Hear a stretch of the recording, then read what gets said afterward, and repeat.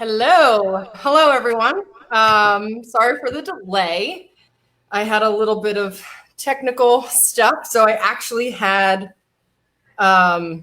people who had wanted to do the Zoom conference logging into Zoom, and I didn't realize that anybody wanted to do Zoom. So everybody was like, "Yeah, I'll be there on Facebook." So before I get into anything in particular, I am going to share. I'm going to make this public, so anybody who wants to watch it can. And I'm going to share it over to my business page so that anybody who wants to watch it there can watch it there too. But it says, it has the wrong name on it. All right. I tried my best. So it says Krav and Coffee episode 7, pepper spray. What's the deal? If you're interested in that, you can watch that. So this is actually Krav and Coffee After Dark, domestic violence during a pandemic, telehealth, the new frontline. So I hope I can adjust that later. If not, oh well. I'll do my best. Sorry about that. So all kidding and joking aside, this is an extremely serious conversation, and it's one that needs to be had. And a lot of times what happens is the more serious the issue, the less people want to talk about it. And I'm a little crazy and I'm like, wait, I don't understand this. I need to talk. I need someone to talk to about this. I need different perspectives because to me, the most important thing is quality of life. And throughout my career, I've always tried to find different perspectives to give people a better quality of life. Being in the self-defense field now, there's been a lot of conversation about domestic violence during the pandemic. And I was in a chat. I was part of a Zoom conversation just like this that a colleague of mine, Megan Horn, had put together. And there was a really interesting question. And there was a speech language pathologist who was like, all of my patients are telehealth now. I see them in their homes and I'm identifying things that are not right. I know it's not right. And I don't know what to do about it. Who do I tell? I know I do need to tell. I just don't know what to do. And I'm like, oh my God. The allied health, the health professionals that are doing this telehealth care are now the new front line because we're not out together. So we're not seeing the small little changes in people's behaviors or their behavior, or their the way they're carrying themselves, whether they're,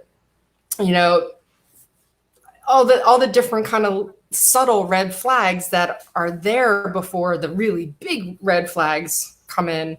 We're not seeing that because we're all at home, but health professionals are able to see it, and better than anyone else because you have an ongoing chart of your patient. So you can see subtle changes from visit to visit. So that kind of sparked this idea. And I pulled out my whiteboard and I started drawing all these circles with arrows and people's names. And these 3 women came to mind, and for good reason. So I'll introduce you all. We have Amelia, who is the Director of Education, right? At the Domestic Violence Center in Chester County.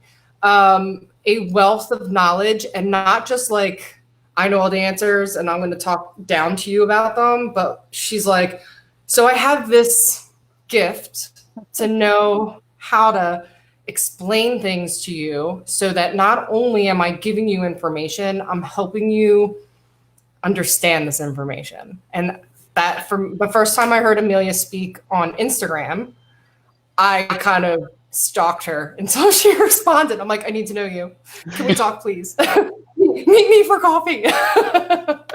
So we did. And Amelia is my go-to for everything domestic violence education wise.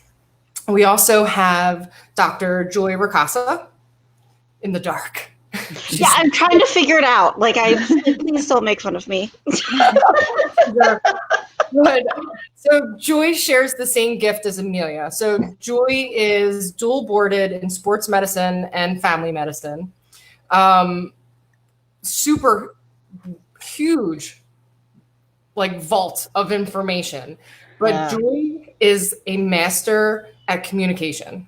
She can talk to almost everyone. I don't think I've ever seen you not be able to have a conversation with someone in a way that causes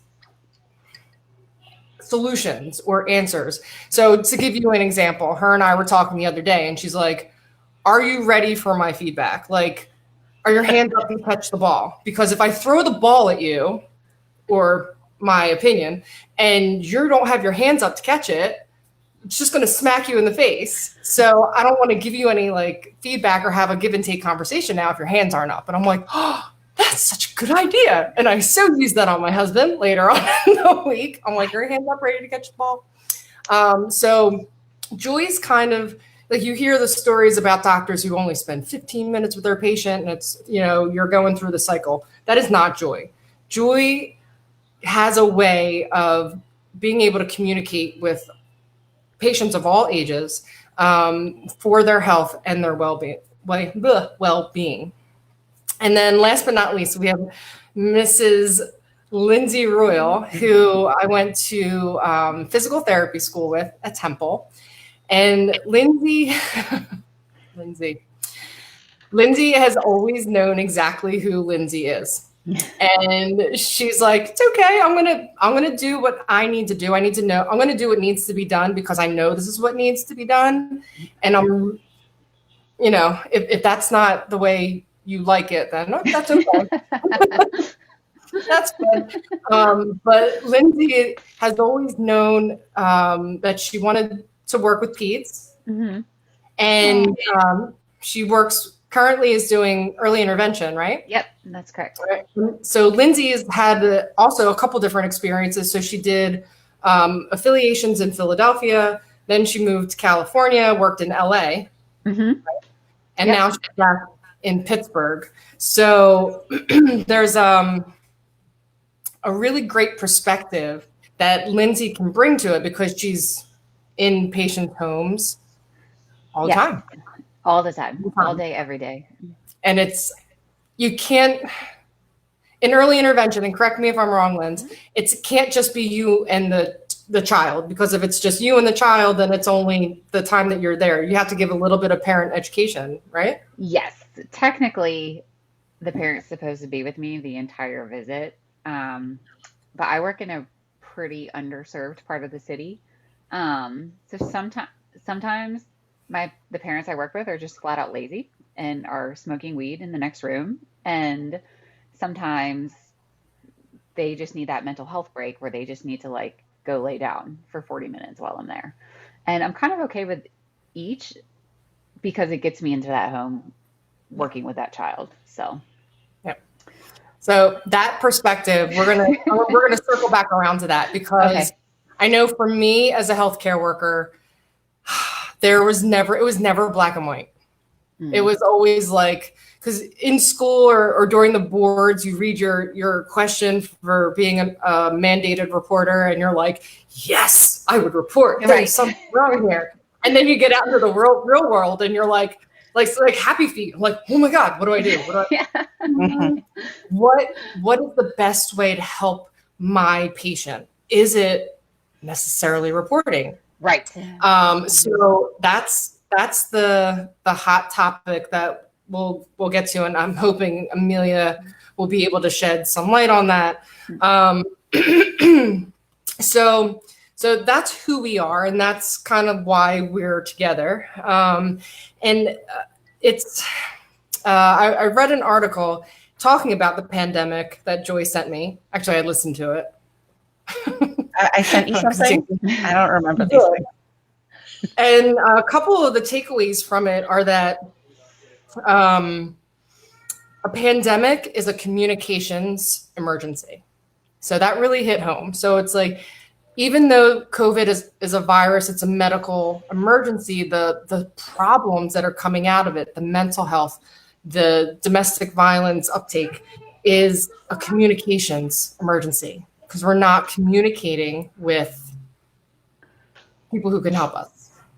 And we also, another quote that I took from the article is that it's really easy with the best of intentions to say the wrong thing or send the wrong message, and then more people die.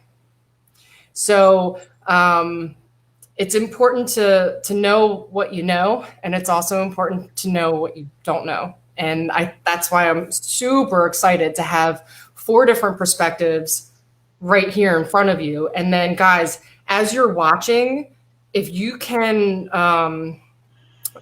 any questions that you have, post them in the comments.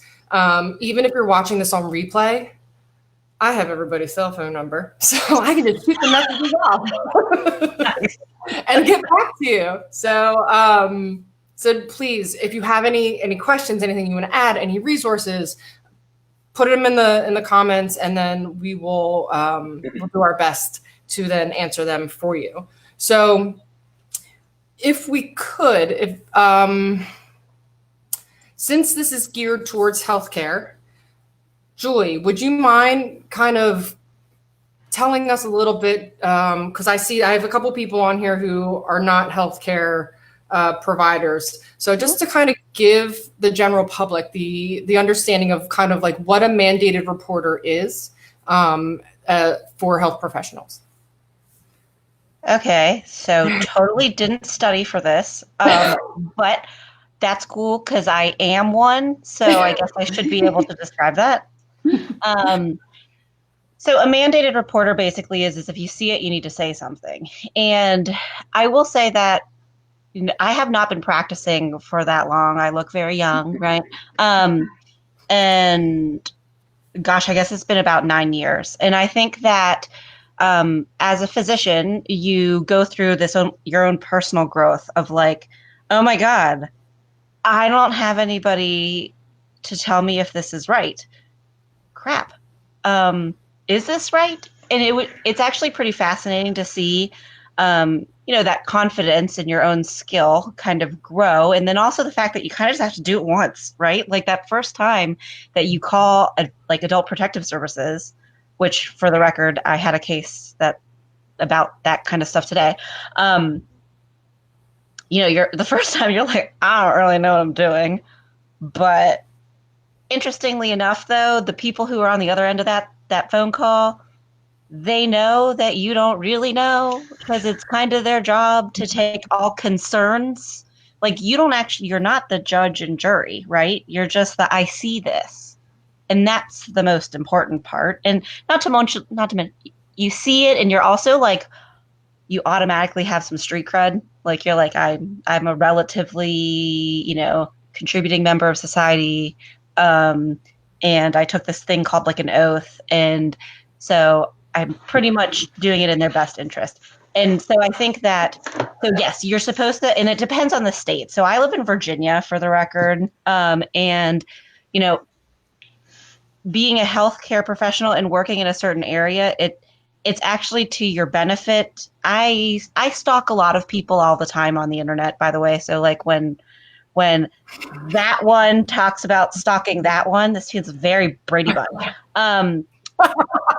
It like makes sense because I totally do that. So anyway, living in the same area, I actually did go to the Department of Health and Human Services, and just to know like what the phone number is. And they have a 1-800 number. And who are the people who can actually get services from this, that, or the other, right?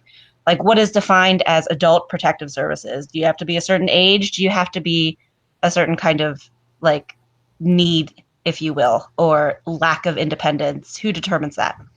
So a mandated a mandated reporter is somebody that literally you just see, you're just eyes. And to a certain extent, you have to have the faith, if you will, in our systems to be able to make that decision one way or another. And then the other part of it is the whole um, understanding that you don't have control at that other end, right? So you can say something, you're like putting it out there for the universe, but it may not fall the way that you think it should, but that's not your call, right? And ultimately, for healthcare workers, hopefully we all went into this thinking we wanted to help people because otherwise that's the wrong profession.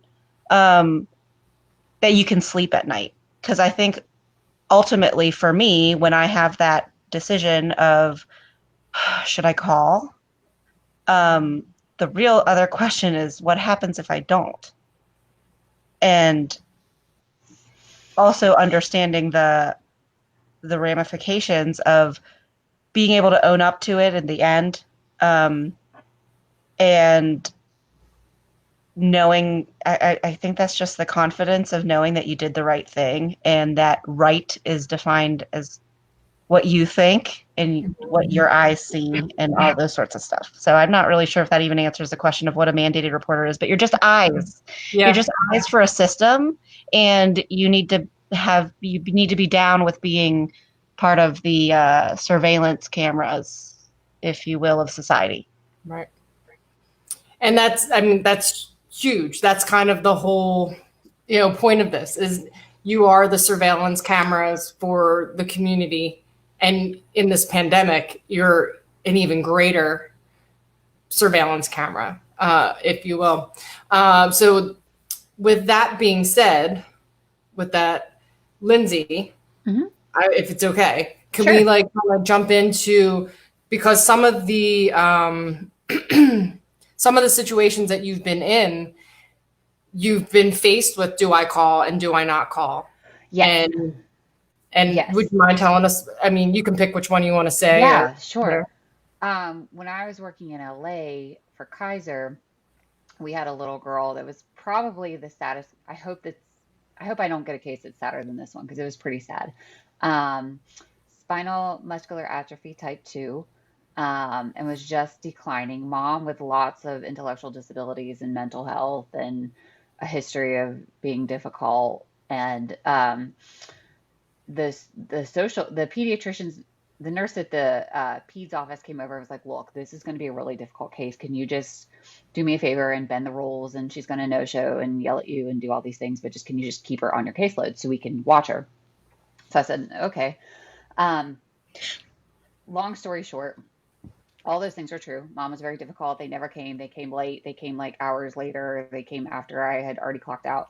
Um, but the medical social worker and I feel like after a few visits, we're kind of developing a rapport with her, with mom, and kind of gaining trust. And some good things were getting done. Like she was following through with our recommendations and she was starting to come a little bit more. And then, she'd go through a period of like not coming and we wouldn't hear from her.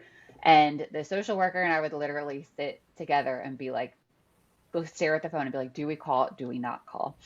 And the social worker told me, she's like, we have to think if DCFS goes out and does nothing, like if she has clothes, if she has food and water, and they open a case but really do nothing, it's just like we've completely severed that relationship we're building with mom completely, and we're never going to see her again. And we might be the only eyes that get to kind of watch her through this progressive illness. So that always kind of really stuck with me that if I call, when I think of adult protective services, I think of something maybe a little bit more helpful where they like go out and help maybe like the person. But as far as like anything CPS related, it has this very bad stigma. Obviously, we're all moms. Like that would be the worst thing ever to, have them show up at your house.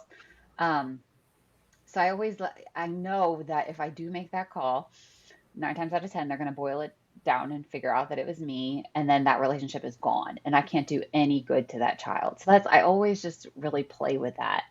And I always pray that I make the right decision and that I don't delay calling when I should. And um, I don't know, it's tough, but that just has always stuck with me. Like I can't, if I have a good thing going or somewhat of a good thing going. Like it's just really hard to sever that. And I know a phone call to them would sever that. And so that's kind of my perspective on it.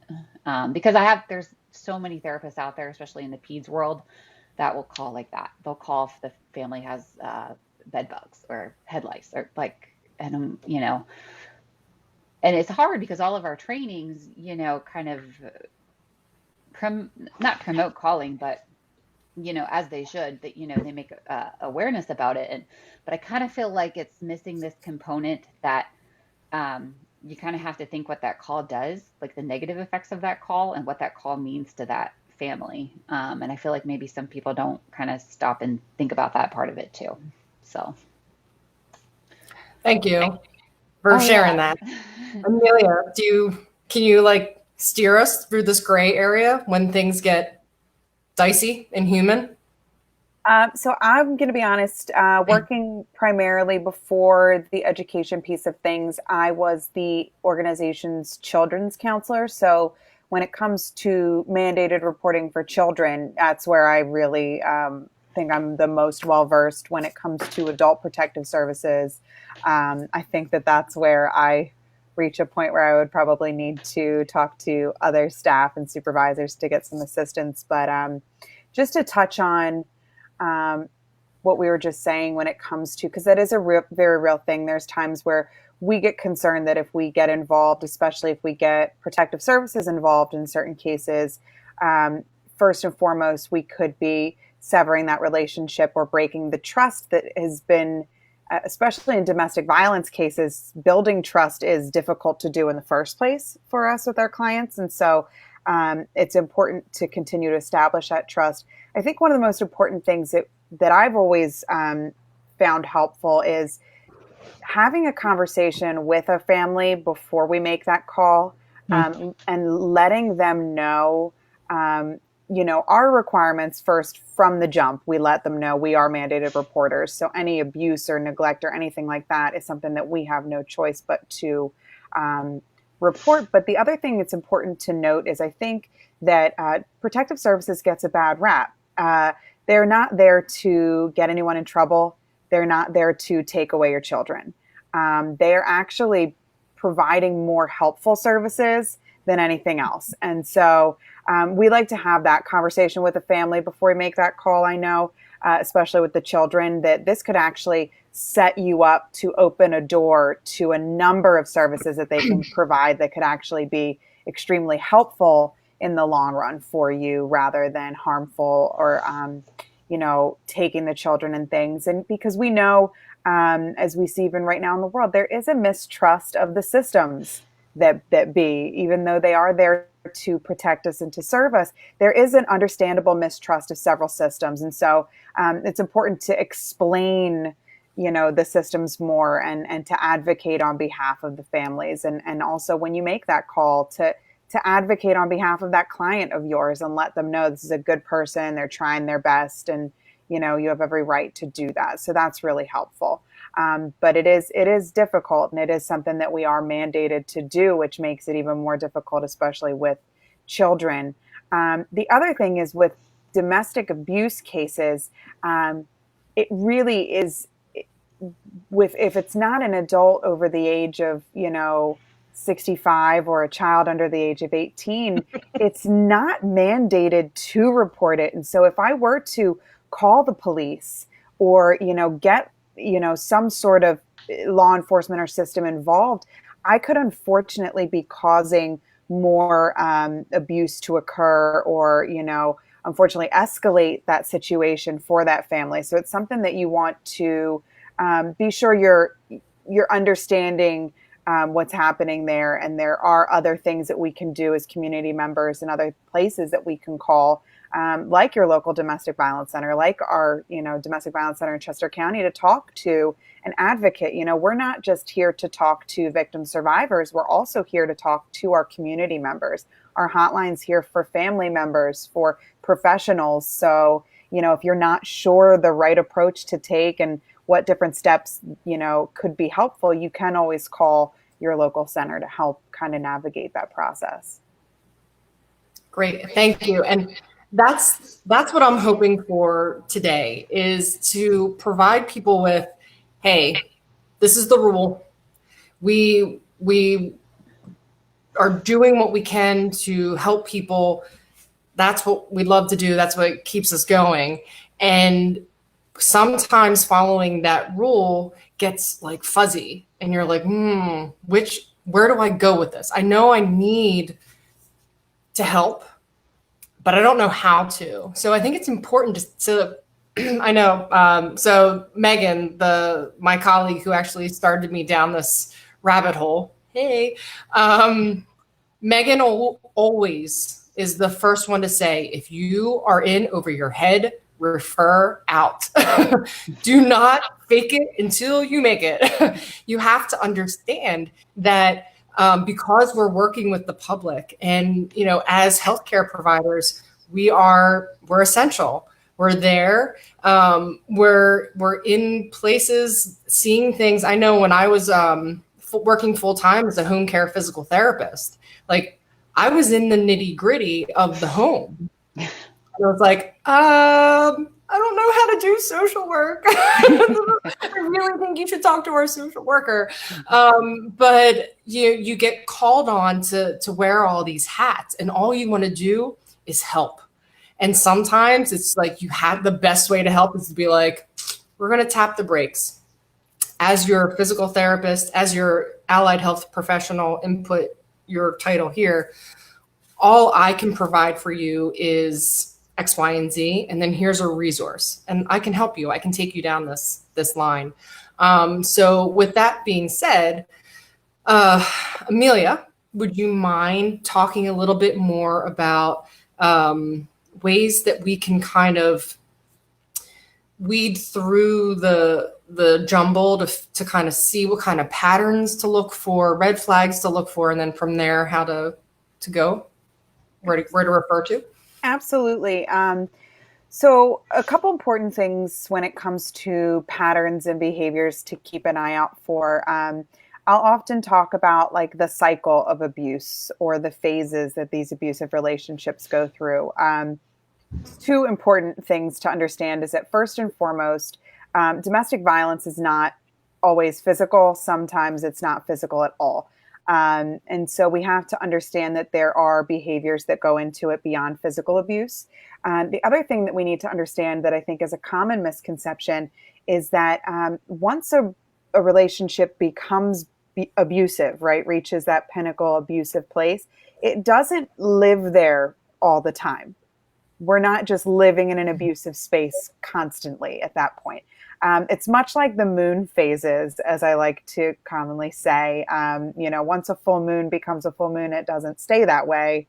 The tides would be totally messed up. So we have to understand that these things are constantly moving through patterns and cycles. So to understand the cycle of abuse, we just need to understand the 4 phases.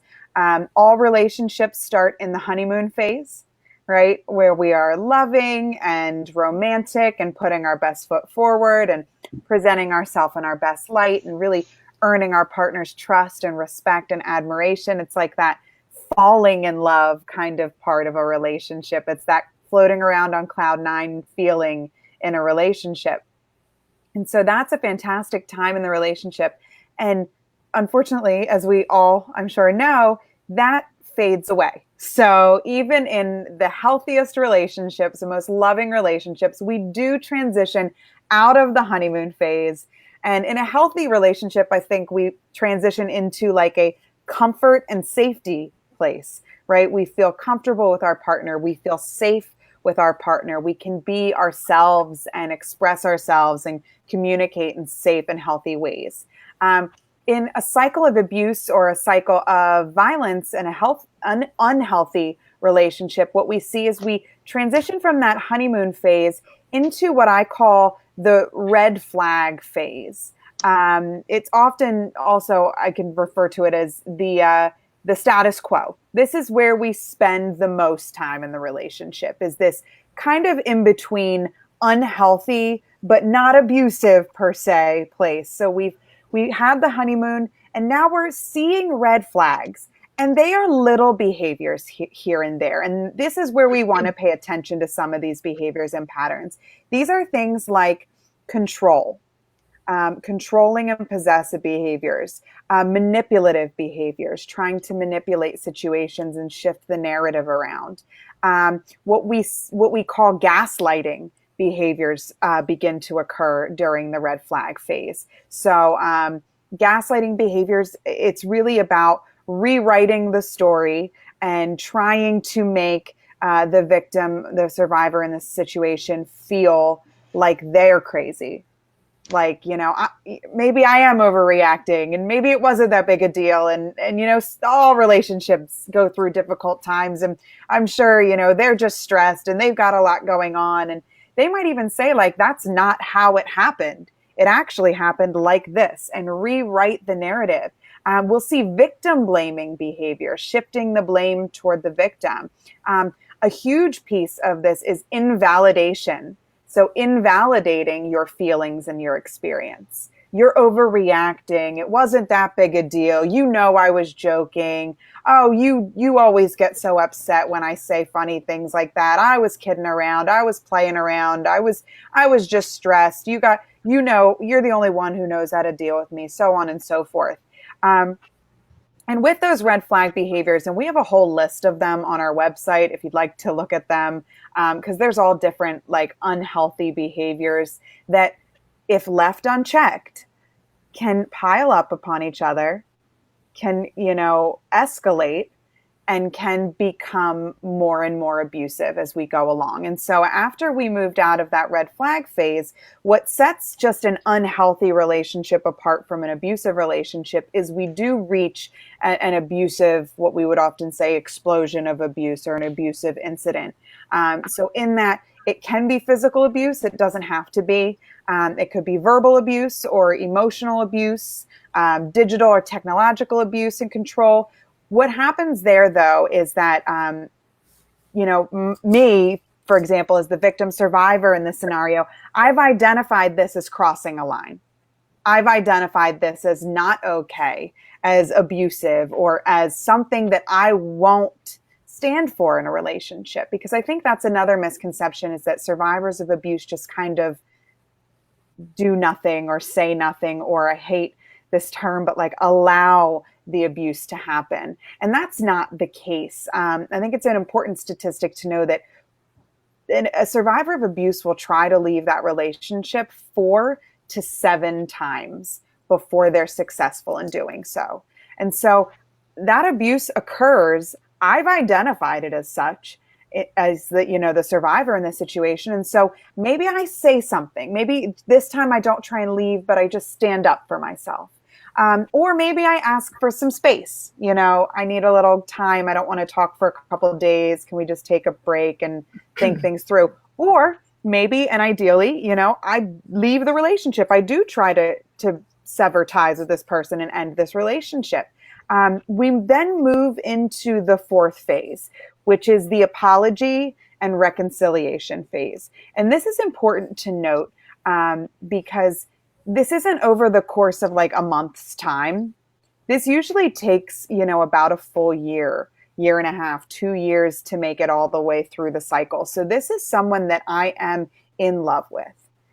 This is someone that is part of my family, potentially, right? So it's not just some acquaintance or friend that I can be like, no, I'm not going to forgive you, especially in the apology and reconciliation phase when they are really laying it on thick. They are going to do and say whatever it takes to keep you in that relationship. I don't know what got into me. Things have been so stressful at work and I've just been overwhelmed and I lashed out on you of all people. I love you so much. You don't deserve this. I don't know. I would go crazy if I didn't have you in my life, and so on and so forth. Maybe I'm crying. Maybe I'm making these promises of change that will never, ever happen again. I promise. I'll go to counseling. We can go to couples counseling. I'll do whatever you need me to do, right? Maybe I'm buying gifts for you. Maybe I'm making grand romantic gestures that you're seeing and you're thinking, oh my gosh, wow, this really does show that they are going to change, that they are going to do something. better. And so another important thing to note is that a lot of times perpetrators of abuse, I think, prey on individuals who are empathetic and loving and big-hearted. And so we're the kind of people who see, the flaws in someone and don't just love them despite their flaws. We love them for their flaws, And so it's like, I can see past that and I can help them and we can work through this. And I love them so much that, I can forgive, I can move forward. And so we do take them back. And then what is so unique about this cycle is we get to go back all the way to that honeymoon phase again.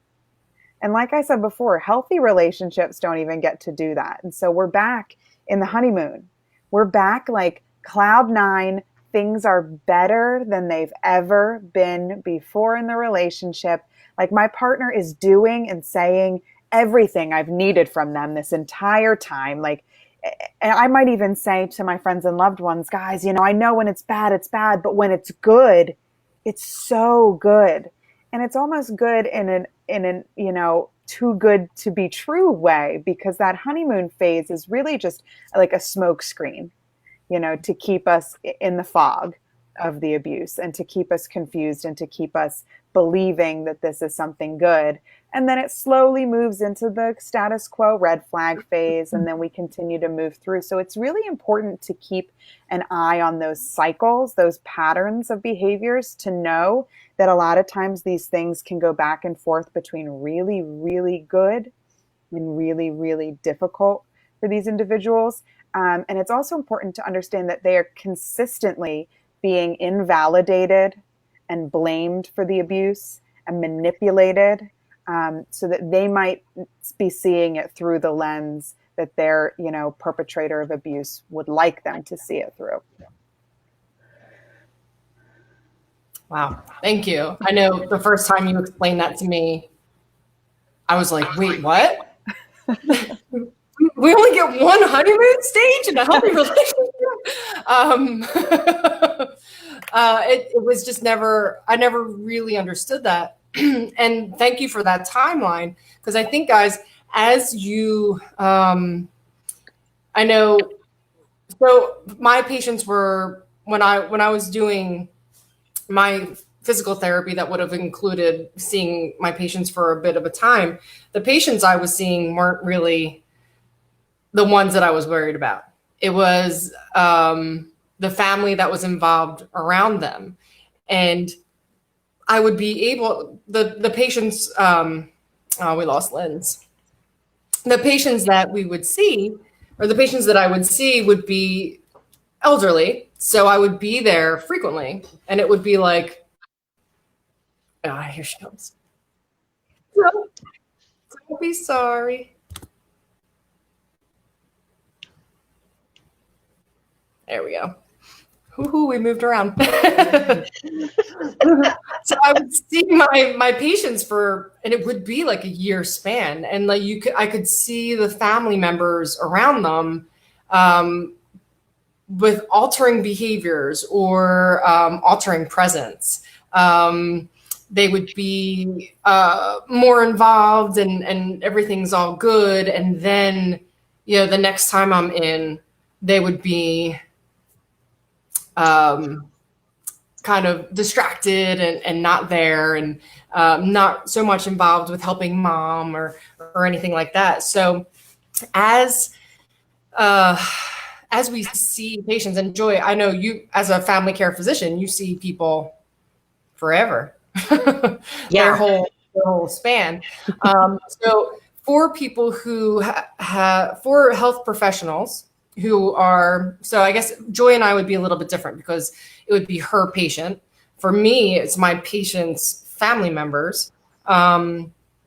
What kind of resources or, I guess it's a tough question. I guess I'll ask, sorry, Joy, I'm going to ask for me first.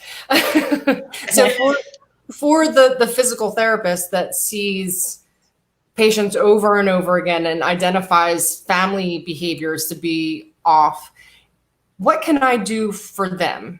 Is there anything? Are there resources I can provide? Is there, as I teach the family patient safety and patient care, can I incorporate some mental health or planning? I don't know. Is there an answer to that? I don't know. Amelia.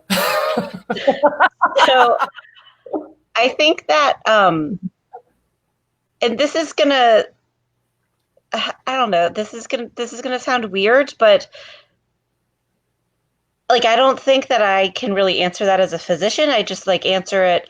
Oh, okay, maybe I can't answer it as a physician. Maybe I forget that I am a physician. That's an issue. So, I just answer it as like a human being. I struggle, so I recognize the two people at the bottom here don't really know me all that very well, but like I have a little bit of a filter problem, which is good and bad because I have this personality where I can kind of say it and be like, ha, ha, ha, ha, but I mean, I really mean it. And so, I think that it's specifically healthcare, even if it's not necessarily affecting your patient, it's affecting your patient. And the beauty of, I guess, what I do as a family medicine physician, but literally being a part of a care team, is that it really involves taking care of the whole person. Like, so that's the biopsychosocial model, right? So it's not just their chemical, it's not just their like mental health, it's also like, can they afford their medicines and all of those other things. And so I think, from a human being to a human being perspective, if anybody has like, a smidgen of emotional intelligence, they can say something like, hey, I noticed that when that person's here, you seem to do your exercises more. Like, just noticing, like, just throwing that out there. Like, what about that person being around makes these exercises stick more? Kind of like that. And certainly if you're always asking in like the inquisitive manner, in the like in a caring, not psychopathic way, I think most people are willing to share. And a lot of people actually think that the that it, generally people are happy that you noticed, right? And even more pleased that you care enough to say something. But and when we were talking about, especially like the domestic violence part and stuff like that, because yes, absolutely, when you're talking about mandated reporting, and when I said I read, my region's rules for APS and CPS and whatever, and all that other stuff, I think that from my perspective, whether the patient is the person I'm concerned about, or the person who is also who comes with the patient, who somehow ends up also being my patient eventually, like for real. Beauty of family medicine, is again just to share. Like, if you are just sharing your observation, you're actually giving first. And so even if you give to that person who you think that you're who's a victim of domestic violence, that's the conversation where it's like, hey, this is the third time you told me that you guys had a really bad fight, and your depression screen is worse. Not to say that it's not legit to be depressed when you're fighting with your husband, or but there seems to be a pattern, and that affects your health. So if you can always tie it back to the legit reason why you're there, then, and if you practice enough, you can spin anything like that. Then you can bring anything up. Like, that's the beauty of it.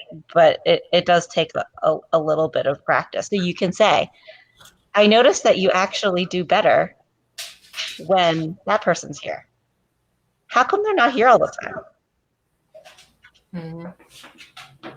And I just want to piggyback on that. I think it's so important, like you were saying, Joy, to be non-threatening in the way that you talk to your patients about these things, because especially if you have someone who could potentially be a victim at that moment of domestic violence, a lot of times their defenses go up right away.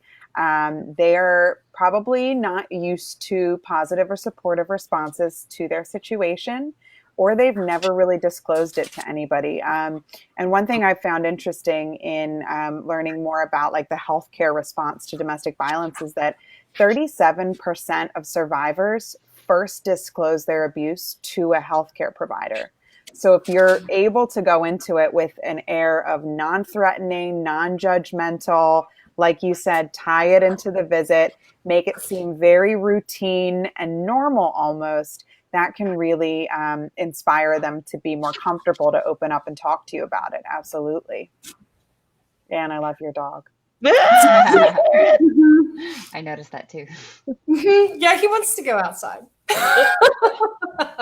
I also think too, kind of like going on what both of you said, people really pick up if you care or not. Because I feel like so many healthcare providers are just kind of with their clipboard, check, check, check, you okay? And like, you know, people can tell whether you're there to just get your job done and get out, or whether you actually care about them. So I feel that people will pick up on those by just asking those questions that, you know, like you guys were talking about. I don't think it's necessary to even like, again, extremely transparent, lack of filter, slightly an issue, gets me in trouble sometimes. Okay. But like, honestly, what's wrong with saying I care about you? Like, there's nothing wrong with saying it. And I mean, honestly, I straight up said it to a guy today who I took his driver's license away, and he came to me to get it back. And he was literally like, he was pissed. And I'm like, I know you're pissed. But guess what? I don't mind when people are pissed at me if I care about them and I'm worried. And P.S. BTW, kind of my job. Be bad if I didn't. Like all of those kinds of things. And honestly, we can spin it any way, right? Like, so we can also say things like, as a human being who has this thing called a heart, I want to ask. And again, just being that transparent about it, it's okay. And I guess, you know, like with domestic violence, you know, people, a lot of times it seems easier. Okay, so I sound like a master manipulator, but I mean, it's about educating people about their resources, right? So honestly, you can say things like, look, I'm going to say something and I recognize it's probably going to make you think like, oh crap, the cops are coming to my house and she thinks that he's going to kill me and all of this. I was like, you can just rattle off all of their fears for them if you want to. So then they're just like, oh, well, sweet. So she's not that freaked out, you know? And you're like, look, not doing anything. Can't do that. However, I care. So, you know, if you need somebody to talk to, here's the number. I will handwrite it on this piece of paper on a paper towel for you to stick it in your back pocket. That's fine. I will sleep better, and make it selfish. I will sleep better at night if you do me a solid and just take this piece of paper. Even if you throw it away when you leave my office, I still will sleep better tonight. And I have issues with sleeping. So that will be great. You know, like that, you know,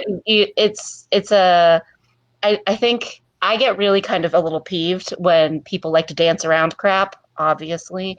And I even say it out loud. I'm not transparent. I'm like, look, things are more efficient if I just ask. So I'm just going to ask, are you safe? Like, and also, you know, the beauty of like my gig, right, is I get paid by, you know, the government with like, you know, CMS and stuff like that.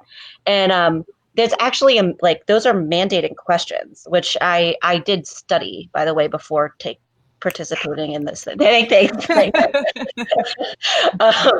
like, you know, we're required.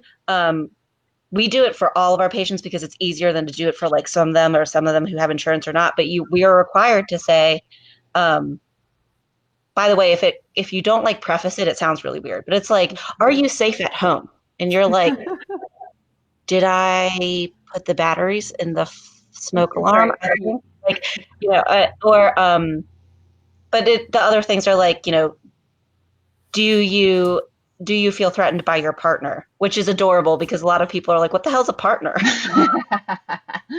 But, all that other stuff. Like, and so since it's mandated, again, like you were saying, it's no big deal. Like, it's just another thing. Do you smoke? Do you do drugs? Are you safe at home? And that's the vital piece of it. I know, I'm like, it's so refreshing to hear that your practice does mandate it, because there's so many different health organizations where some organizations do mandate these questions and others don't. And I even say, and like you said, it might be manipulative. I even will say if your, practice, or if your, hospital or healthcare, wherever setting that you're working in, if they don't mandate this question, but you feel like in this case it's necessary to ask, why not just say, I'm required to ask this of everyone? Because I say that, I'm like, just tell them I have to ask everyone. It's not because you did anything, and then you're right. You have to ask direct questions. You can't ask things that are just like, how about this? And ask it like in a weird way. You have to be very straightforward. Have you ever been physically hurt in your relationship? Have you ever felt unsafe with your romantic partner, or at home with your family members? Even things as easy as saying, I've noticed that there are a couple injuries that look like someone did that to you. How did those happen? And to just be as direct as possible. But like you said, with the showing them, I just care about you. I just want to make sure that you're safe and that you're okay. So you could totally use, there's like two manipulative factors there, right? There's I really have no emotional intelligence whatsoever, so I'm just going to go through the check boxes. Are you sexually active, men, women, or both, right? Like, just keep going through. Like, are you allergic to any medications? I don't really care about if you're allergic to watermelon, like that kind. So you can do it that way and ask and get the information that you want, or you could do it the other way with the whole, like, I've been taking care of you for a really long time, and it seems like your health has not been as much of a priority. And I'm selfish because my job is your health. So can I ask what's going on? Yeah.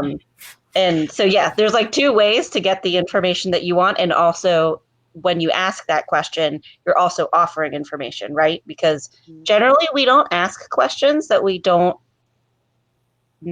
have something to say with the answer, because that would just be like arbitrary random surveys and stuff. So generally we don't do that. But yeah, I think the hardest part, like the mandated reporting and specifically domestic violence, like it's the one of the pillars of ethics in medicine is autonomy, right? So like I like if you say I can't intubate you and I intubate you, that's called assault, right? Mm-hmm. So, embracing that concept for domestic violence with the if I had control over you, which is messed up because that's part of the problem here is somebody has control over you, is like, I'll pull you by the ear and take you out of that relationship, right? So it's more of a it's almost like a behavioral change. Like, I hate the term allow also, like you're right, like they allow it. But it's bigger than that. Like it's how they conduct themselves and how they view themselves in addition to how they view themselves in a relationship. And then from that, like in the world, right? Because then they're like, oh, well, everybody's boyfriend does that. You're like, no. And I love how you say autonomy in PCADV. One of our key trainings that we go through in domestic violence advocacy in the state of Pennsylvania is called the JARS method, which is an acronym. If you work in any field, you're familiar with acronyms. And my organization is an acronym. But the JARS acronym, the A stands for autonomy. And that is one of the key pillars of our practice in domestic violence advocacy work, is to respect the autonomous choice of your client, especially your adult clients. If they're a child, you're a mandated reporter. So, but yeah, so it's justice, autonomy, respect, and safety. And that autonomy piece, though, is so important, is making sure that, especially in these domestic violence cases where oftentimes they are controlled so much, they don't ever get the opportunity to make their own choice. And so to remind them, this is your choice. I'm not going to force you in any direction, and I'm not going to do anything that you don't approve of me doing. That's so important. Cool. So, so say I'm a newer allied health professional. I'm tuning in and I want to take a tool, put it in my toolbox. So next time, every patient I evaluate or come in contact with, um,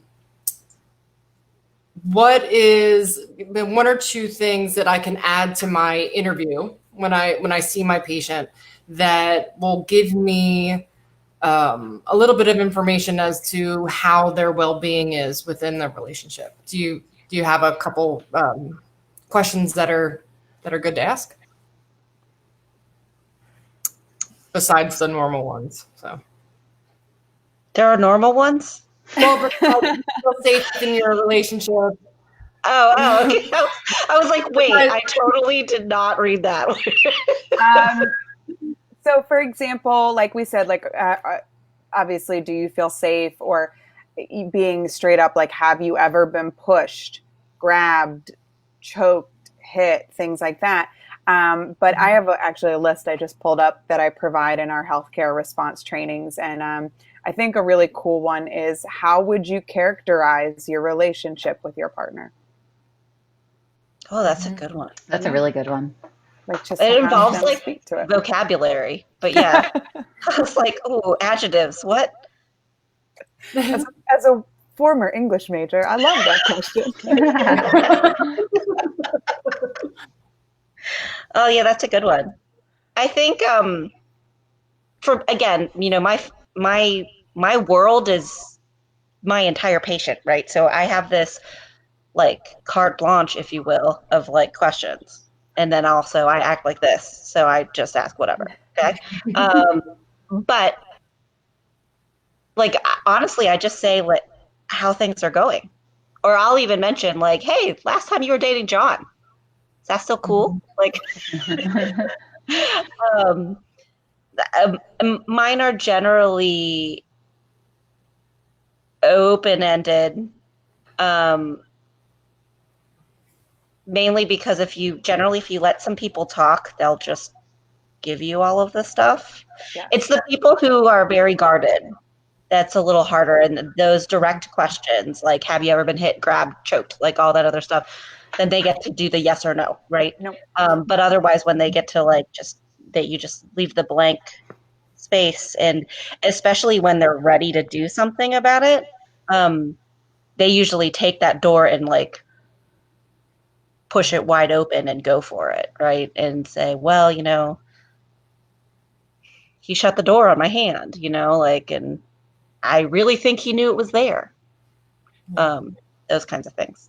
And even in addition to that, there's people that you could pay attention to in kind of behavioral indicators in some patients that you can see are people who will just like mention their partner's jealousy or temper or possessiveness, like offhand comments, like off the cuff, like it's like, oh, you know how jealous and possessive they can be. Ha ha ha.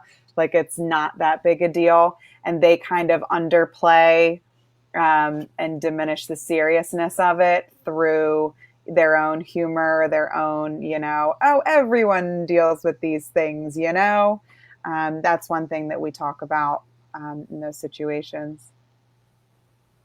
Cool.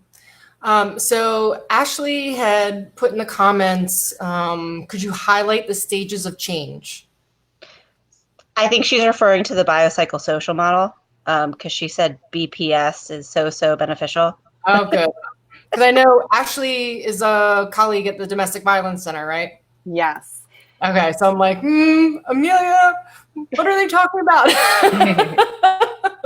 The stages of change is something that's really important. It's something that we review with law enforcement when they do their responses to domestic violence calls, because oftentimes, they're very similar in being first responders to this issue. And you have to understand where your patient is in the stages of change to be able to provide them the right services in that moment and the right response in that moment. And so, it's just understanding where they are in their ability to move forward. If they're in like the first stage, which is the pre-contemplative stage, it's like they're sitting there like almost in denial of the problem. They're not ready to move forward and get assistance with it. They're not ready to talk about it. They're not even ready to admit that anything's even wrong.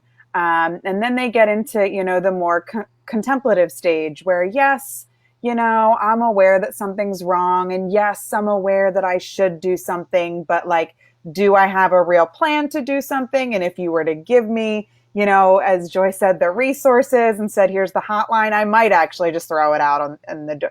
Like, yes, I'll admit to Joy, this is happening and I don't feel safe. I don't feel comfortable, but I still might throw away that hotline number on the way out because I'm really not ready yet to make that first stage, that first, movement into getting assistance. And then there's the preparation stage. So yes, I think I want to do something and I'm preparing myself mentally, emotionally, physically, maybe putting a plan in place to do something. And then you move into the action stage where you're ready to take the action that you've planned and either walk away from that relationship or, pick up your phone and make that first call to the domestic violence hotline. And you can even do that with your healthcare practitioner. Like you can do that with someone you trust, which is really important. And I'll just put that information out there because I think that's so important to know. You don't have to make that action step by yourself. It's important to know that you can do that with somebody, that you trust who supports you. And then there's the maintenance stage is, like we said, 4 to 7 times. If we can't, stay moving with that action and really move forward from that relationship, a lot of times people do, fall back into that relationship. And that's like the relapse stage where we move back into the relationship. And then we have to kind of go through the stages of change all over again. So that is a really important thing to understand. And you can identify just by having those conversations, like we said, simply with your patients, you can identify what stage of change they're in. And you can kind of help facilitate them moving forward into the next stage once you identify that, for sure. It's also really helpful as a healthcare professional to know. So first of all, number one, I can tell you that I write those stages in almost every single one of my notes, almost every single day. Okay. Because it's easier for me. Okay, so efficiency is really important, right? And I even tell this to my patients too. So, and honestly, one of the reasons why I write that all the time, it's for any behavioral change is also really important to know. So like, honestly, the most time I use it is about smoking, right? So that guy who comes in and I'm just like, dude, I was like, every single time I'm going to ask you if you're still smoking. Every single time you're going to say yes. Every single time I'm going to say, are you ready to quit? And you're going to be like, no. And I'll be like, all right, well, guess what? As your doc, I think it's a good time for you to try to think about quitting, but guess what? I'm not wasting my time about it. So check box next, okay? So that's pre-contemplative guy. Super easy. Contemplative guy is just like, my dad just died of lung cancer, and that was a really crappy way to go. Like, yeah, kind of does blow. Seems really daunting. There are options. So why don't you just window shop about behavioral changes, but you don't necessarily have to do it, like that kind of thing. So it's actually really effective for a healthcare professional or anybody who's trying to promote a healthier behavioral change, because then you already know where you need to be, right? And then there's that person who's like contemplative almost in the action part, and you want to like empower them to set that boundary event, right? So that boundary event, which like, and I totally took notes earlier, or like that abuse incident or that whatever, it's that one moment where it's just too much. And you're like, what the hell am I doing? What am I doing here? Right? And so ideally you are like prepping them in the contemplative stage so much that once they get to that active stage, like totally all systems go. Yeah. And just like quitting smoking, for the record, studies show that most people take at least 2 to 3 times of successfully quitting to really quit, right? Which people are like, how the hell is that successfully quitting? That just means not smoking for a period of time, okay? So like, because it takes practice. And I think like that, when, you talk about it takes 4 to 7 times for somebody to try to leave to actually leave, it kind of takes practice, because then when you end up going back, you are just like, oh, that my partner totally got me about the whole, like, who's going to take care of the dogs, or like, and so then you end up planning for those kinds of things in the future. Like, oh, that person used that as a weapon, or God, everybody likes to smoke when we go out to the bars. So maybe I should just go to the bars that people aren't allowed to smoke at. Yeah. Maybe I should get new friends, all of that other stuff. Yeah. So I think that's like, but yeah, it's so much easier as a healthcare professional to just document it that way. Pre-contemplative stage, counseled. Next. And it's great. Two things here. One is, as healthcare professionals, we all have to document everything in our session. So we have a record. If there is a conversation about abuse, then there's a record there so if the cycle isn't stopped before it becomes physical, there's when the victim goes and says, I need a restraining order, and the forces that be are like, well, it's your word against his. It's like, actually, there's a lot of documentation that my physician, my physical therapist, my speech language therapist, anybody, it's been documented. So it's documentation sucks, but that's the kind of documentation that it really helps. That's a really good point. Right all night to do. And the second thing is, when we first started this conversation, we said how kind of scary and serious and ugly the conversation is about domestic violence. And the reason that I believe that there's not enough conversation about it is because it's scary. It's not something that you want to talk about. Violence is a very ugly thing. And you gave it a new life, Joy, by relating it to smoking, because the smoking metaphor is so universal that everyone, it's the same thing when I teach situational awareness to kids. It's not, don't prepare for the scary active shooter, but we prepare for the scary fire. Why? Because it's a relatable thing that everyone, it's a universal thing that we have protocols in order, and there's TV shows and there's commercials about ways to prevent fires. Check your fire alarm. Here's a fire extinguisher. Stop, drop, and roll. The active shooter is that violence, that scary violence that you don't want to talk about. Domestic violence. It's scary violence you don't want to talk about. We have to talk about it, because that's the threat that women face. And that's my thing. Cause I teach self-defense, and it's like, I can teach you to fight off the boogeyman, but if I can't teach you how to identify that the cycles of change, and identify that your healthy relationship only gets one honeymoon stage, then how am I going to teach you how to protect yourself?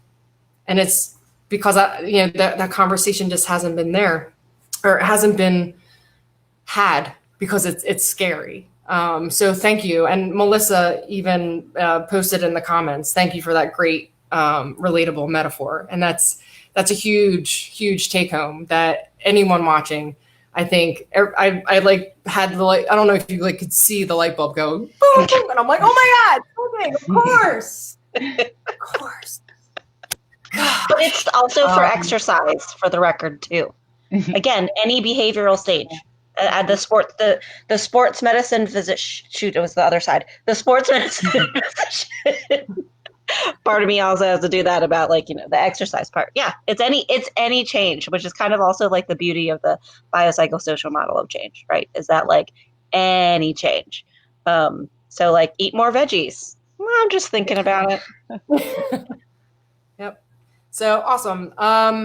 I do want to say that the Domestic Violence Center of Chester County is who I go to, because our Krav program is in Chester County. So that's my population. But please, take time to look up your domestic violence center from your county in your state. Facebook is amazing. The type of educational outreach that I know the Domestic Violence Center of Chester County does is phenomenal. Articles of ways to speak to your friends who have been in an abusive relationship.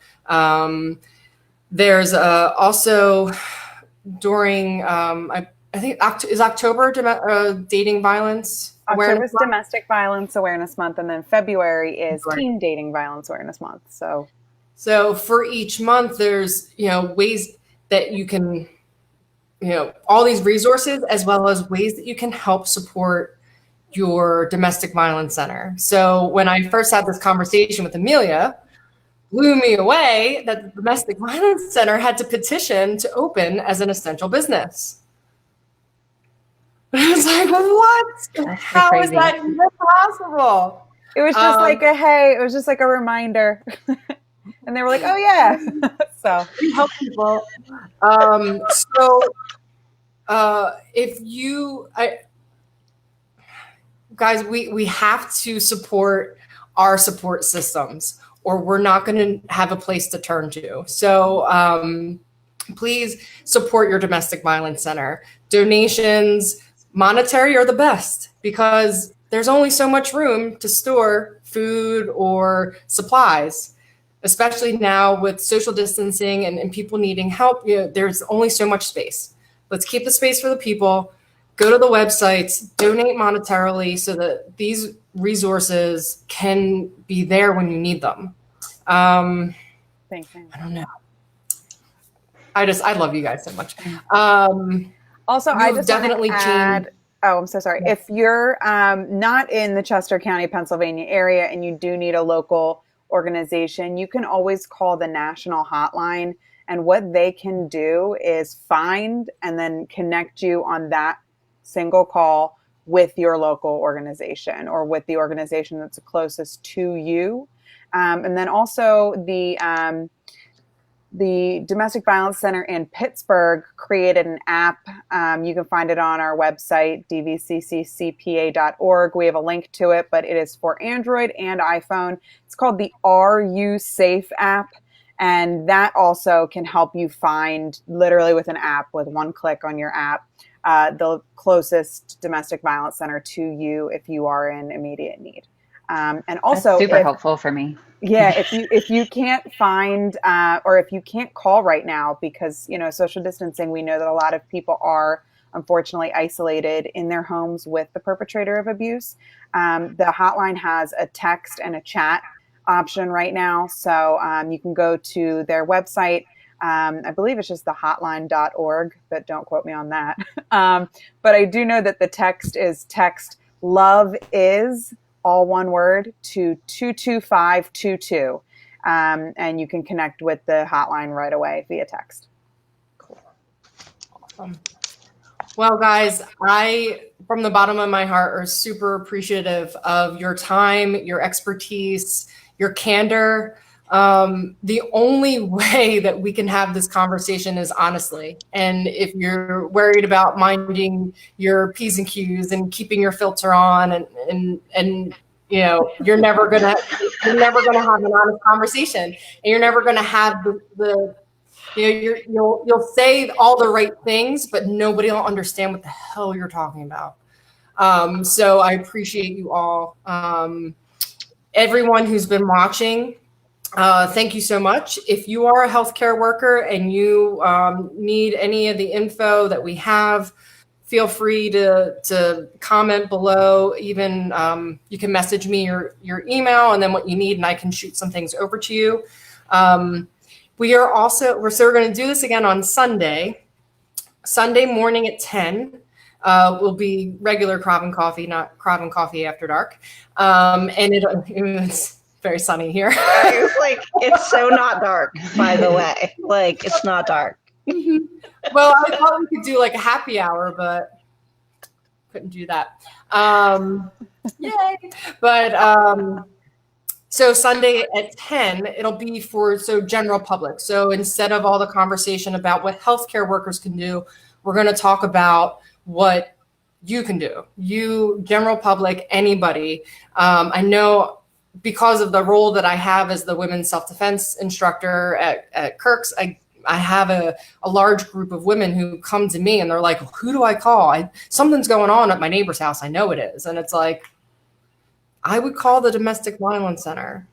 And that's my best answer. And so we can bring your questions, bring your concerns. Sunday at 10, if we're also I'm hopefully going to have my friend Athena join us as well. She's a 911 operator. She's been a 911 operator for a long time. She's also been teaching women self-protection for a long time. So, I love Melissa. Melissa's like, I see nothing wrong with happy hour. She's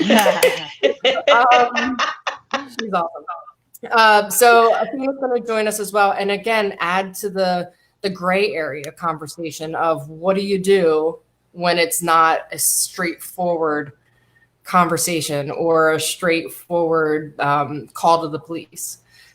So again, thank you all. Join us together on Sunday. And I learned a lot. So thank you. Thank you all so much. Awesome. See you guys on Sunday. Bye. Yes. See you Sunday. Bye.